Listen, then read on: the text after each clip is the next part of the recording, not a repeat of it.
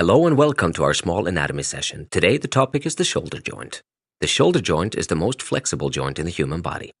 Here we see the various bony parts. In Latin it is also called articulatio humeroscapularis, in other words, the joint between the scapula and the humerus. The shoulder blade is the most important blade in the shoulder joint. It is situated on the dorsal side of the thorax. It is a flat bone with several protrusions, which we will still talk through in a moment. The second part of the shoulder joint is the upper arm bone or humerus, whose humeral head fits into the socket of the shoulder blade.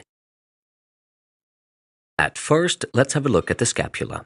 The scapula consists of several furrows and protrusions, which make an anatomical orientation possible. On the dorsal side of the scapula, we see a strong bone protrusion, the spina scapulae, which extends ventrally towards the acromion, or summit, of the shoulder.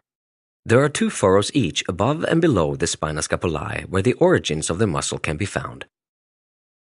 On the one hand, above the spina scapulae, the so-called fossa supraspinata, in other words, situated above the spina, and on the other, below the spina scapulae, the fossa infraspinata. If we turn the whole thing on its ventral side, we see a furrow here too, which in this case points towards the ribs. That is the so-called fossa subscapularis. Strong muscles are attached inside this whole fossa, which runs to the upper arm bone or humerus. At the front, bordering the shoulder blade, we see the clavicula or collarbone, which is also connected here to the shoulder blade by a joint. Here we also see various tendons which stabilize the connection between the clavicula and the shoulder blade. To look at the upper arm bone or humerus, one can also distinguish some important anatomical structures here. Firstly, of course, the humeral head and the humeral shaft, and then strong bone protrusions in the area of the humeral head. Here, the so-called tuberculum majus, in other words, a large bone bed serving as attachment for muscles. And here on the ventral side, the tuberculum minus, a small bone bed.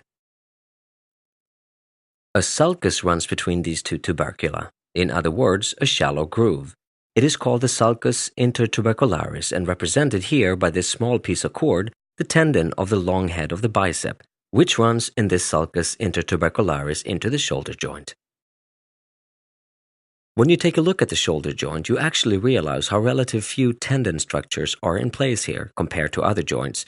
It is, in other words, a predominantly muscle-guided joint. Now we want to take another look at these muscles individually. These are called rotator cuffs. Why cuffs? Because these muscles close around the humeral head like a cuff.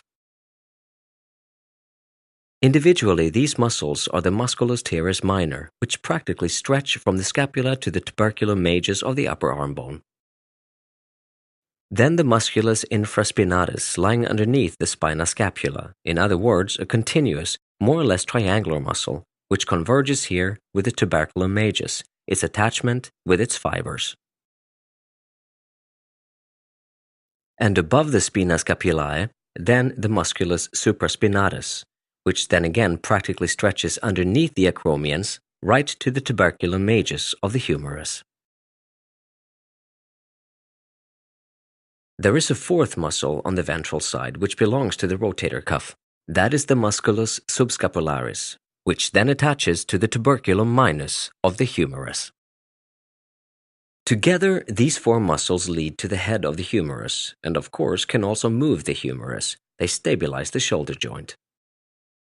When we now simply pull off the musculus subscapularis, we also find out that, lo and behold, the upper arm bone does not even have a proper socket, but it basically lies in a very small socket, which the shoulder blade makes available to it.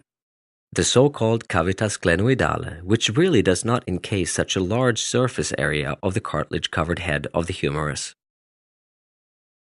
This surface area is somewhat enlarged by a piece of fibrocartilage, which can be seen by these gray structures, which lie around this socket, and that way slightly enlarge the socket. That is the so-called labrum glenoidale.